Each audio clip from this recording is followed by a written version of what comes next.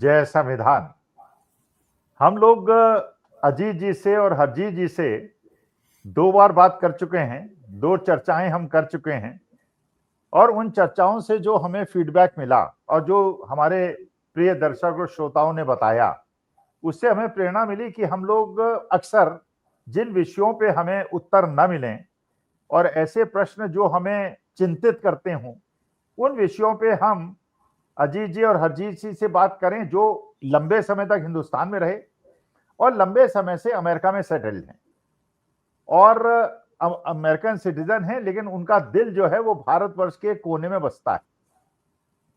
तो ये 2 विषय ऐसे हैं जो मुझे लगता है कि आज के तारीख में हमको नहीं समझ में आ रहा, मुझे तो नहीं समझ में आ रहा कि आखिर इसके पीछे का बैकग्राउंड क्या है और ये ऐसा क्यों हुआ। और जो हमारी चिंता का विषय होना चाहिए था भारतीयों का, वो चिंता का विषय वो ना होकर वो कहीं इधर उधर घूम रहा है, ऐसा क्यों है? अजीत जी, आपने कहा आपको पता है, आप ऑब्जर्व कर रहे हैं, भारत की एक एक घटनाओं को आप ऑब्जर्व करते हैं। अभी आपको पता है बिहार का इलेक्शन हो रहा है, बड़ा महत्वपूर्ण इलेक्शन है। इस इलेक्शन के एक दिन पहले दिल्ली के अंदर एक बम ब्लास्ट होता है और ऐसी जगह पे होता है जो बहुत ज्यादा घनी आबादी वाला एरिया है। आप भी दिल्ली में रहे हैं, आप भी दिल्ली घूमे हैं, आपने देखा है।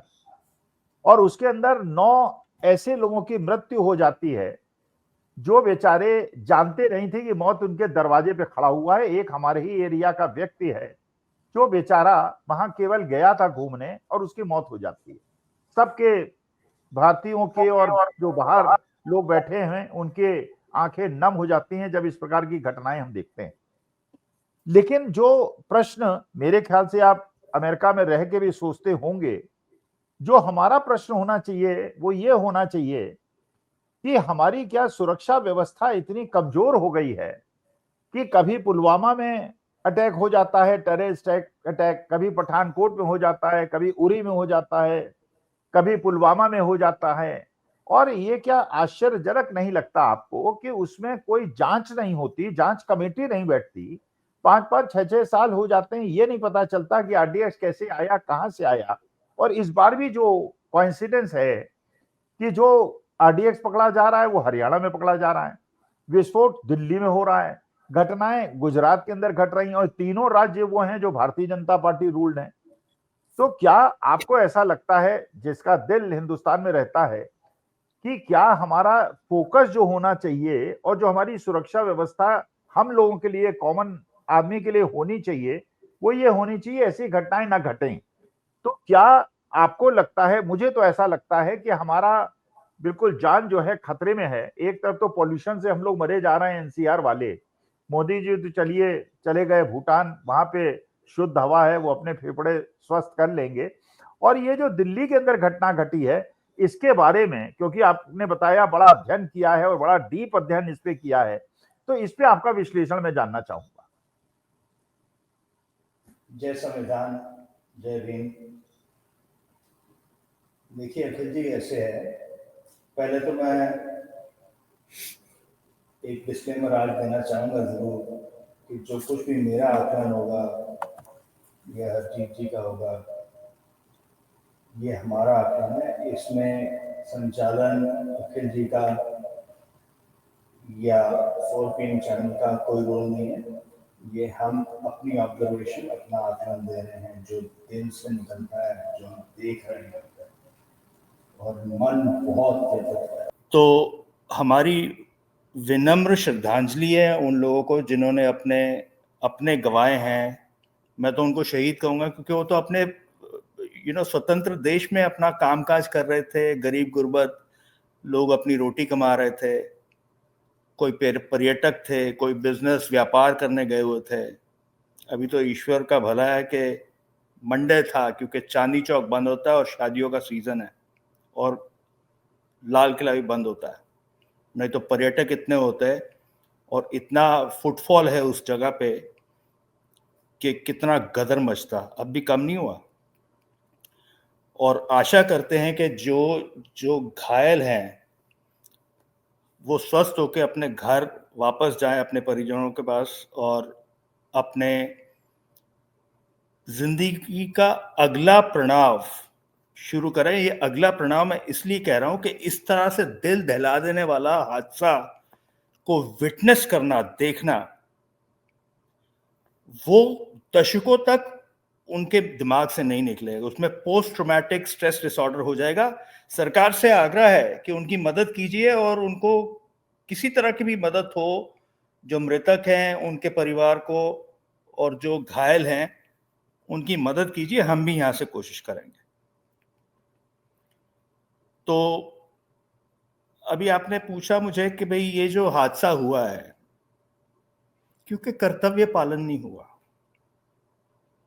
हमारे प्रधानमंत्री जी और हमारे गृह मंत्री जी, आप वोट बटोरने में व्यस्त हैं बिहार में, जहां भी इलेक्शन होती है। ये आपका काम नहीं है। आपको जनता ने देश सौंपा है, आपको गृह का सुरक्षा संभालने के लिए दिया हुआ है दोनों को। आपने अपना कर्तव्य पालन नहीं किया। भरा पड़ा हूं मैंने इसलिए पहले ही डिस्क्लेमर दे दिया। चलो ठीक है, हम मानते हैं कि बड़े बड़े अपना विकसित देशों में भी इस तरह के कांड होते हैं। टेररिज्म हुआ है, अमेरिका में भी हुआ है, इजराइल में भी हुआ। मोसाद सबसे बड़ी एजेंसी है, इंटेलिजेंस सबसे आगे है उनका, CIA के बाद। पर हमारे भी लोग कम नहीं है। हमारे भी जो सुरक्षा सेवाएं हैं, सुरक्षा सिक्योरिटी सिस्टम, जो सिक्योरिटी फोर्सेस हैं, वो बहुत उम्दा और काबिल लोग हैं। छाती पे गोली खाने वाले लोग हैं वो। लेकिन उनका आगू जो है, शर्म आती है, शर्म आती है कि अप्रत्याशित, अनप्रेसिडेंटेड एग्जाम्पल सेट किया आपने दुनिया में। आप मृतकों के शेष अंग भी इकट्ठे नहीं हुए, आप चले गए पर्यटन पे, खुली हवा खाने। भूटान में AQI 500 है, वहां पे छाती के फेफड़े फंस जाएंगे, इसलिए वहां चले गए। माफ करना, मेरा इस टाइम पे अपना काबू नहीं हो रहा। आपको शर्म नहीं आती? आपका चाल चरित्र, चेहरा, राष्ट्र जो आप समर्थक है, उसका मुखौटा उतर चुका है। देख लिया आपका क्या चाल चरित्र और चेहरा है, दुनिया ने देख लिया। आप कुर्सी छोड़िए, मोदी जी गद्दी छोड़िए, आज छोड़िए, आप इस्तीफा दीजिए, नहीं चाहिए। हमने देख लिया।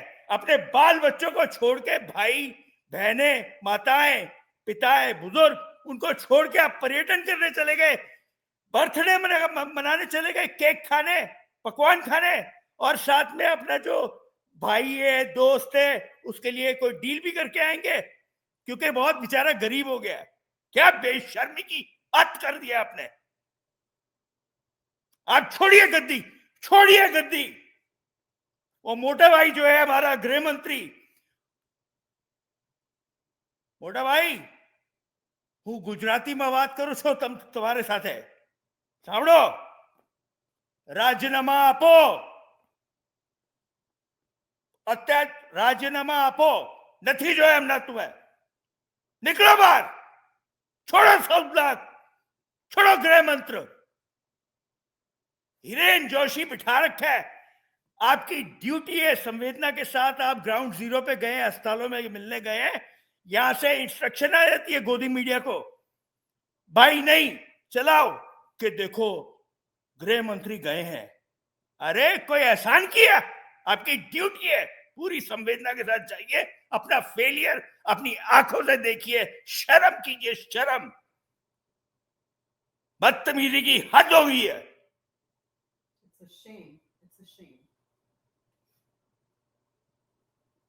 हमारे सर पे हाथ, देश के सर पे हाथ मत रखिए, भस्मासुर, भस्म होने से बचा लीजिए। आप जाइए, जो मार्गदर्शक मंडल बनाया है वहां जाके अपने सर पे हाथ रखिए, भस्म होने की कोशिश कीजिए, नहीं हिम्मत होगी। पर वो जिनको आपने निगल लिया वो करेंगे स्वागत आपका, आप जाके दिखाइए। आपका टाइम खत्म हो गया, खोटी किया आपने, देश को बर्बाद कर दिया। निकलो, अभी निकलो, दो राजीनामा। नहीं चाहिए सीसीएस की मीटिंग जो आप करना चाहते हो कल, नहीं चाहिए।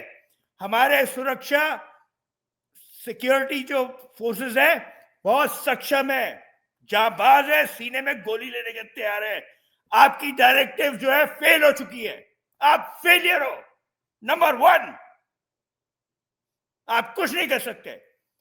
आपने इतने, ठीक है, ये साधुवाद देता हूं, चलो ठीक है, थोड़ा कंसेशन देना चाहिए यार, क्या है बेचारे हैं कि दिल्ली को संभाला इन्होंने 11 साल, साधुवाद है, आपकी मेहरबानी, एहसान नहीं किया। अब क्या हुआ उसका जवाब दो, और क्या संभाला आपने? मेरे ख्याल से हरजीत जी को बोलने का अभी मौका देते हैं। Let us listen to Harjeet जी।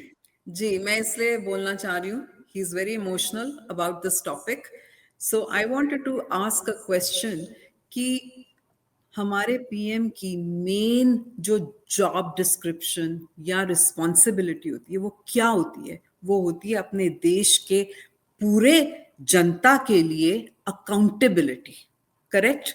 और अगर इतना बड़ा बॉम्ब ब्लास्ट हुआ है, वो भी इंडिया के हार्ट में, दिल्ली में, ठीक है, आपको क्या करना चाहिए? सबसे पहले आप पूरे नेशन को एड्रेस कीजिए as the appointed leader of the country. आप उनको बोलिए कि हम first of all condolences are needed for the families जो जिनके लोग चले गए फॉर नो रीजन, ठीक है। फर्स्ट ऑफ ऑल उनको कंडोलेंसेस दीजिए, उसके बाद पूरे देश को आश्वासन दीजिए कि हम खड़े हैं यहाँ पर, हम इस पूरी चीज की रूट कॉज तक तहकीकात करेंगे और आपके सामने पूरा वो रिपोर्ट लाएंगे कि क्यों हुआ, कैसे हुआ, कहां पे क्या सिक्योरिटी ब्रीच हुई। We are accountable, we will give you all the answers. आपने क्या किया? आप हेड ऑफ द स्टेट हैं और आप चले गए कहीं भूटान घूमने के लिए, क्या करने के लिए? आप सोचिए, आपकी फैमिली में जो हेड ऑफ द फैमिली है, अगर आपकी फैमिली में कोई बहुत दुख आ गया है, हेड ऑफ द फैमिली चला जाता है कहीं पे? Absolutely not. It's shameful and that's why Ajit is so, Ajit क्या, हम दोनों ही, we are very very, yes जी। हरजीत जी, एक चीज मैं आपसे जानना चाहता हूँ। मानी बात है जो अजीत जी बिल्कुल भावुक हो गए हैं, मानी बात है कि कोई भी ऐसा व्यक्ति जो दिल रखता है और जिसके अंदर दिल धड़कता है वो ऐसे ही भावुक होगा। और जो बात आपने कही, मैं एक चिंतित हूं एक भारतीय की तरह। देखिए, हमारा एक पुलवामा कांड हुआ था। पुलवामा कांड में 350 केजी आरडीएक्स कश्मीर के अंदर घूमता रहा, जो बाद में सतपाल मलिक जो गवर्नर थे उन्होंने बताया कि सूचनाएं थी कि घूम रहा है, किसी ने इंटरसेप्ट नहीं किया।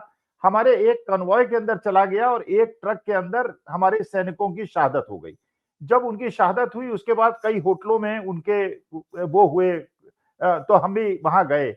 मैंने हरजीत जी बच्चों को, बेटियों को रोते हुए देखा है, बिलखते हुए देखा है।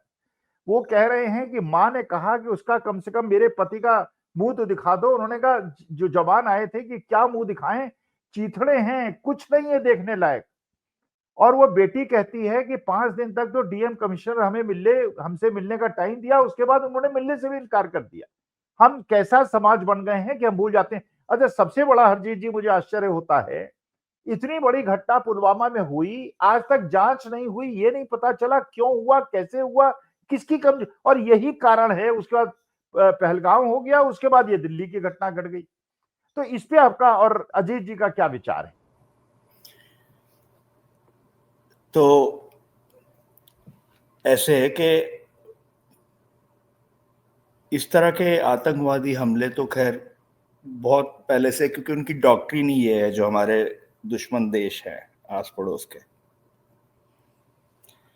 और वो ये करते रहे हैं, पहले भी होता रहा है, अब भी हुए हैं।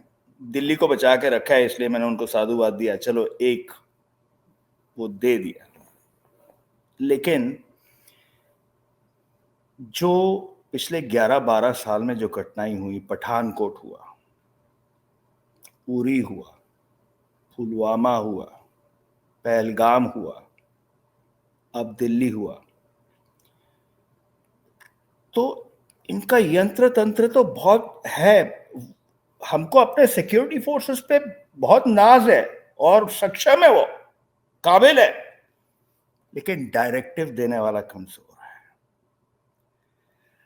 आप पठानकोट का, आप बताइए, ईरान अगर अमेरिका में कोई कांड कर जाता है और अमेरिकन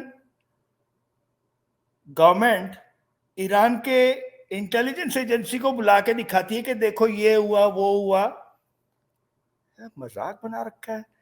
आप पठानकोट में आईएसआई, दुश्मन देश का आईएसआई जिसका हाथ है, जो सांप का फन है, आप उसको बुला के अपने जो क्लासिफाइड स्ट्रेटेजिक बेस है, पठान एयरफोर्स बेस, वो घुमा के दिखा रहे हैं। जैसे मेरे घर में मैं चोर को बुला रहा हूं, लाइट बंद है, ये ले लालटेन, यहां मेरा माल पड़ा, यहां मेरा माल पड़ा, ले उठा ले, चोरी कर, फटाफट निकल। ये क्या हास्यास्पद, ये क्या कर रहे हैं? हमें तो तभी हम दिमाग सुन हो गया था। जो इनके विश्वसनीयता, क्या कहते हैं उसको हिंदी में, जो इनका जो है ना, हमें जो विश्वास, विश्वसनीयता वो खत्म हो चुकी है। Trustworthiness is gone. तो अब फिर उसके बाद उरी हो गया, चलो थोड़ा बहुत धमाके हुए, फिर पुलवामा हुआ।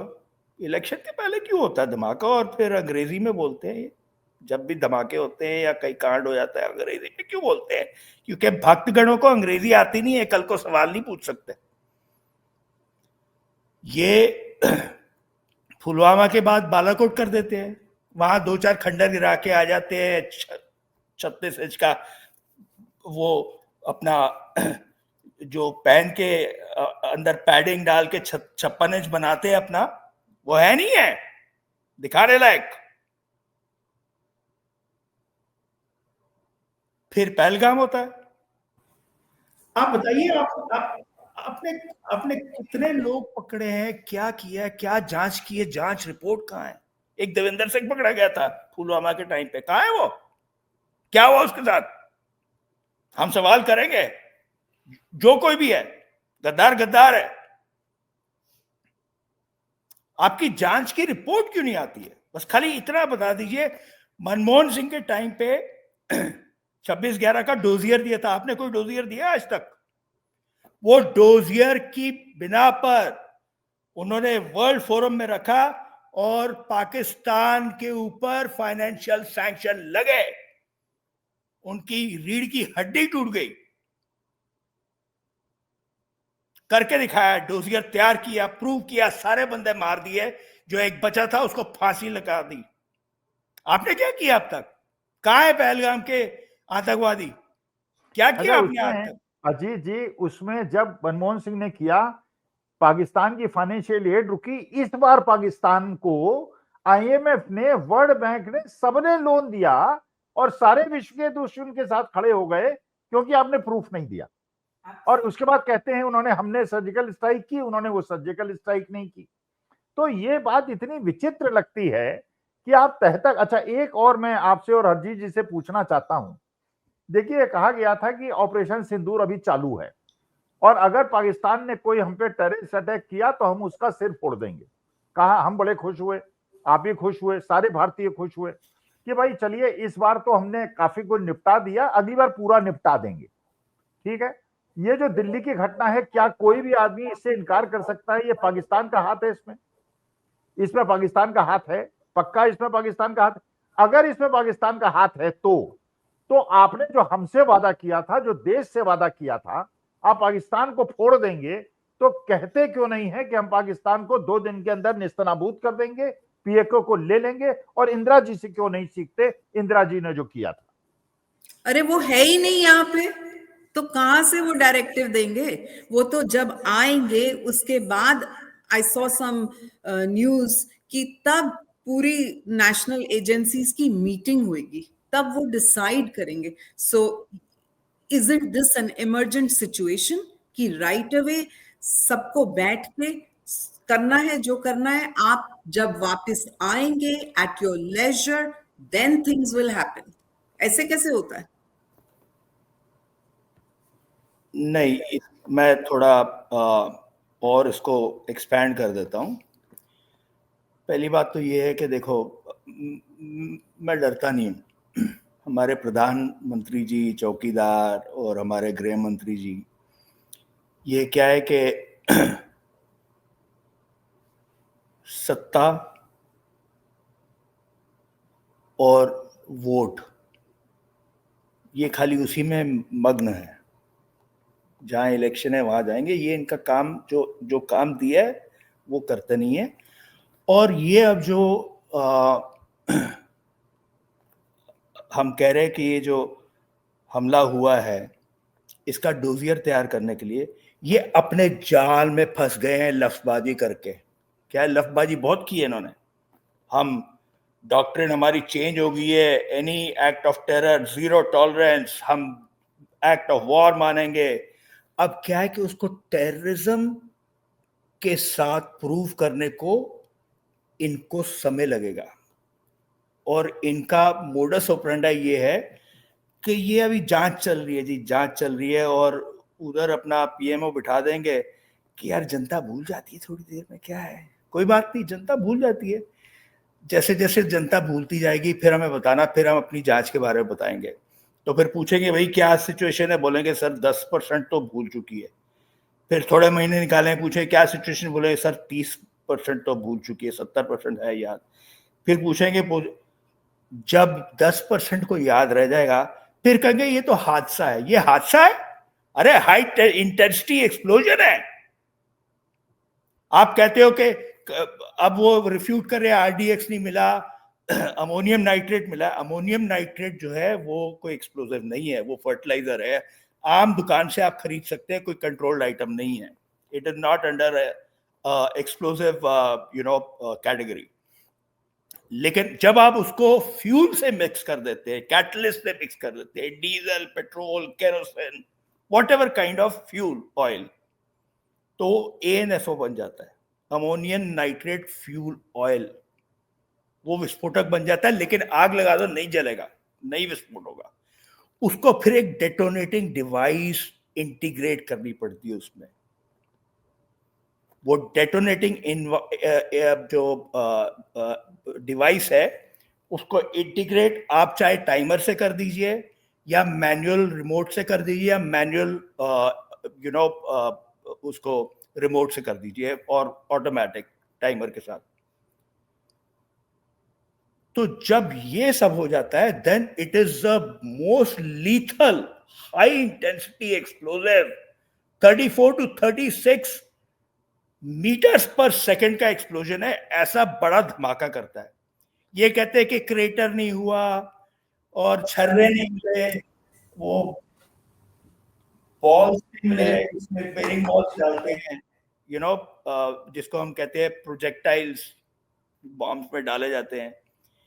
तो जी, मैं हरजीत जी आपसे ये जानना चाहता हूं, देखिए हम देशवासी ये जानना चाहेंगे कि ये जो दिल्ली में आया अमोनियम नाइट्रेट था या डीएक्स था, व्हाटएवर, ये कैसे पहुंचा, कहां से आया, कौन लाया, ये अफगानिस्तान से आया, पाकिस्तान से आया, कश्मीर आया, आप कह रहे हैं पुलवामा कनेक्शन है, वहां से दिल्ली पहुंचा, आपकी सुरक्षा, तो हम ये जानना चाहेंगे कहां से आया, कौन लाया, हमारे देश के कौन से ऐसे गद्दार हैं जिन्होंने इनका साथ दिया, क्या इसका डोजियर, चलिए विदेश वालों को तो आप देते रहे, क्या हम लोगों को डोजियर देने की आवश्यकता नहीं, हमें बताने की आवश्यकता नहीं पुलवामा में आरडीएक्स कहां से आया था, और इस बार आरडीएक्स या अमोनियम नाइट्रेट जो भी है था वो हमारे यहां फरीदाबाद तक कैसे पहुंचा और दिल्ली में कैसे विस्फोट किया। क्या ये हम भारतवासियों का और विदेश में रह रहे आप जैसे लोगों का ये अधिकार नहीं है, हमें पता चले किसके लिए कौन रिस्पॉन्सिबल है और किसकी चूक, क्योंकि आपने देखा पहलगांव के अंदर 26 लोगों की शहादत हुई, पत्नियां बेचारी 10 दिन पहले शादी हुई थी, विधवा हो गई, और ये आज तक नहीं पता चला कि वो आतंकवादी आए कहां से थे, कैसे आए थे, कैसे भाग गए, अभी तक उनका कुछ नहीं पता चला। तो क्या हमारा अधिकार नहीं है ये जानना कि ये कैसे हो रहे हैं षड्यंत्र? और इस बार भी रिपोर्ट नहीं मिली तो और एक घटना हो जाएगी, फिर हमारे घर के लोग बेचारे जो घूमने गए होंगे या पर्यटक होंगे या हमारे वीर सैनिक शहादत देंगे। तो क्या आपको नहीं लगता कि आप पूरा नेटवर्क को छानने की आवश्यकता है? ये है कि ये तो जेएफ के पुलिस का साधुवाद है जिन्होंने परस्यू किया, वहां से लेके लखनऊ, लखनऊ से सूरत, सूरत से सहारनपुर, सहारनपुर से हरियाणा, पूरा ट्रेल इन्होंने ट्रैक किया और अनर्थ किया। और ये जो अपने आप को सो कॉल्ड डॉक्टर नहीं मैं कहूँगा, ये बुज़दिल, कायर, आतंकवादी, जो सारे तार जुड़े हुए हैं, उनसे ये बरामद हुआ 2900 किलो अमोनियम नाइट्रेट और अगर 360 किलो आरडीएक्स। तो ये क्या जमीन में से निकलता है क्या आरडीएक्स? क्या समुद्र कौन सा है दिल्ली के पास जहां से आ गया, बॉम्बे में जैसे आया था ये जो आए थे पहले 26/11 वाले, ये कहां से आया? और सारे आपके अपना डबल इंजन की सरकार वाले स्टेट इन्वॉल्व है। तो कोई ना कोई तो एनेबलर है ना। गद्दार आपके बीच में भी बैठे हुए हैं, पर आप उनको ट्रैक नहीं करेंगे,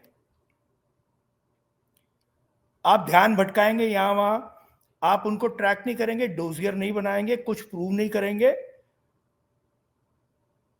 इतने बड़े बड़े कांड हो गए, चलो दिल्ली में नहीं हुआ ठीक है, लेकिन किसी की भी जांच चिंताजनक है। किसी की भी जांच आपने रिपोर्ट अभी तक दी? 6 साल हो गए पुलवामा को, क्या हुआ? घर में घुस के मारे, घर में घुस के मारना होता है ओसामा बिन लादेन को अबेटाबाद, उसकी वजीरिस्तान हवेली में से उठा के डीएनए करके मार के समुद्र में फेंकना। यह फर्क होता है अमेरिका में या जो विकसित देश है और हमारी जो है सत्ता के पुजारी और वोट के व्यापारियों की सरकार का।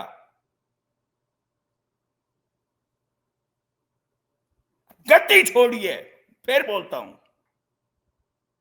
ऑल्सो एक और मैं बात बोलना चाहूंगी कि I was looking at some news channels कि जो मैंने नहीं देखा कि किसी भी प्रोमिनेंट लीडर ने from in the ruling party कोई कंडोलेंसेस कुछ भी या कुछ भी कहा हो, versus the so called Godi media is only talking about हमें सूत्रों के आधार से ये मिला है। वो कौन से सूत्र हैं, वो व्हाट आर दोस सोर्सेस जिससे इनको मिल जाता है? And the leadership cannot talk, they cannot tell the country that we are there, we are looking into it.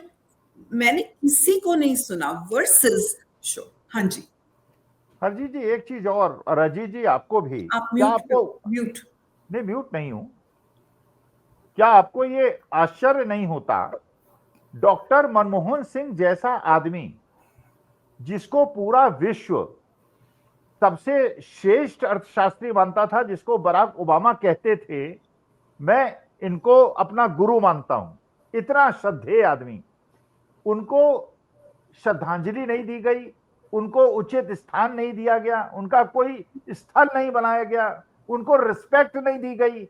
तो क्या हमारे देश के इतने महान सपूत डॉक्टर मनमोहन सिंह को जिस प्रकार का सम्मान का पात्र थे नहीं मिला, क्या हमें और आपको दुख नहीं होगा इससे? इन्होंने अपनों को क्या सम्मान दे दिया? लाल कृष्ण अडवाणी बैठे ना वहां, निकल जाते हैं, हाथ भी नहीं जोड़ते उनको, बस पहले आंसू बहाते थे, नहीं ऐसी बात, ऐसा जुल्म नहीं करना, फलान नहीं करना, नाटकबाज, आप लफ्जबाजी करा लो इनसे, इनको ऑस्कार पे भेज दो, मिल जाएगा इनको। ये ऑस्कार भी इसलिए मिलेगा क्योंकि कोई कंपटीशन नहीं होगा, there will be nobody else competing with them, so they will get the Oscar for sure. ये स्थान देने वाले हैं, मैं आज कह रहा हूं, डंके की चोट पे प्रधानमंत्री जाइए चाइना, जहां से आपने सरदार पटेल का बुत बनवाया ना, इतना लंबा ऊंचा, दुनिया का सबसे बड़ा, अपना भी एक 6 फुटा बुत बनवाइए काले रंग का, और उसके पास में विस्थापित कीजिए। देखिए कितने हार पड़ते हैं आपको, कौन से हार पड़ते हैं। मेरा चैलेंज है, मैं इतना इस टाइम पे उबला हुआ हूं, दुनिया उबली हुई है। ये क्या हो रहा है? ये कौन है आप लोग? बदतमीजी की हद कर दिया आपने। ठंडी हवा लेने गए भूटान।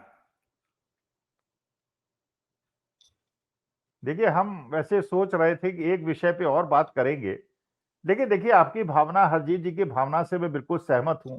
आपकी आंखों में आंसू हैं, मेरे भी, जब आप बोल रहे थे मेरे भी आंखों में आंसू आ गए। क्योंकि देखिए वास्तविकता में जो बेचारे घूमने गए थे, जो पर्यटन के लिए गए थे, कैसे उनके परिवार बिलखते हैं, उनके परिवार उजड़ जाते हैं।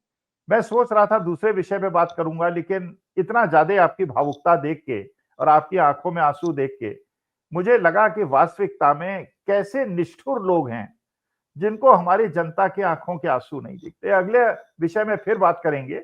अगर क्लोजिंग कमेंट हरजीत जी आप देना चाहें। चलिए, मैं कहती हूँ जो हुआ हुआ, ठीक है, बट जो लोग, जो फैमिलीज हॉस्पिटल के बाहर खड़ी हैं, ईदर जिनके हु आर इंजर्ड या घायल हैं, उनको उनके बारे में पूछने के लिए, या जो बेचारे who have lost their lives, उनके फैमिलीज खड़ी हैं, was there anyone to help them? No one. आज मैं सारा दिन I was watching at videos कि क्या हो रहा है वहां पे। लोग रो रहे हैं कि हमारे हमारे हुएवर हमारे को बॉडी दे दीजिए, या हमें अपने घायल वाले से मिलने दीजिए। There was not a single person जो उनको शोल्डर पे हाथ रख के कहता है आप बैठिए, हम आप ला रहे हैं, हम हेल्प कर रहे हैं। कोई नहीं था। तो ये क्या हो रहा है? What is this? जो हुआ वो हुआ, चलो वो एक अलग टॉपिक है, लेकिन हमारी लीडर्स, जो वहां की लीडरशिप है, वो कहाँ है? They don't have no sympathy, no empathy, nothing. Why? क्यों?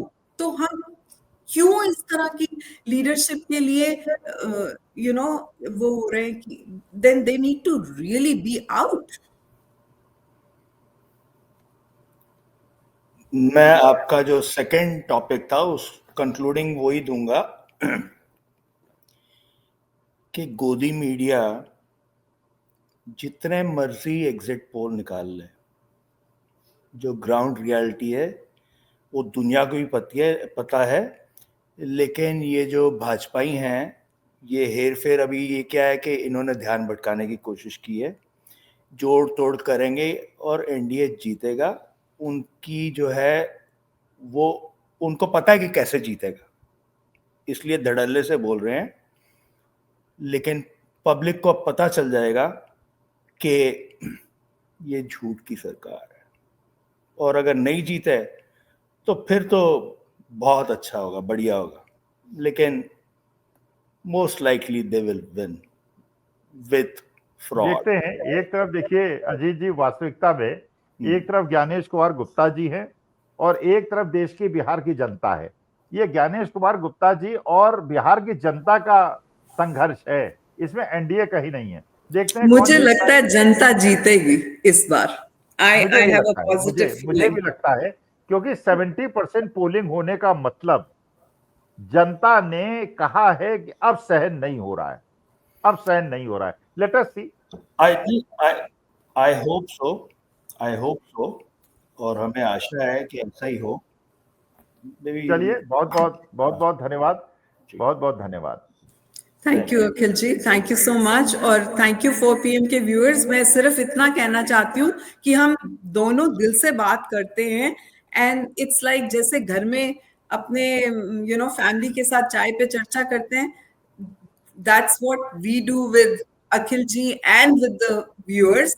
सो होपफुली आपको नहीं, हमारी आज बात तो पसंद आई। अजीत जी का जो सही में मैं देख रहा था कितना प्यारा दिल है इनका, अभी मुलाकात तो नहीं हुई मेरी, कि यहाँ इतने हजारों किलोमीटर दूर बैठ के यहाँ के लोगों के दुख से दुखी हो गए, आंखों में आंसू आ गए।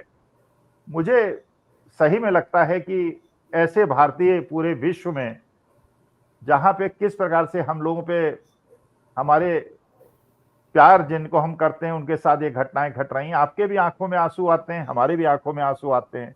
भगवान करे कभी ऐसी स्थिति आए कि हम अच्छे दिन हमें देखने को मिले जो देखने को नहीं मिले। नमस्कार। Thank you so much. नमस्ते जी।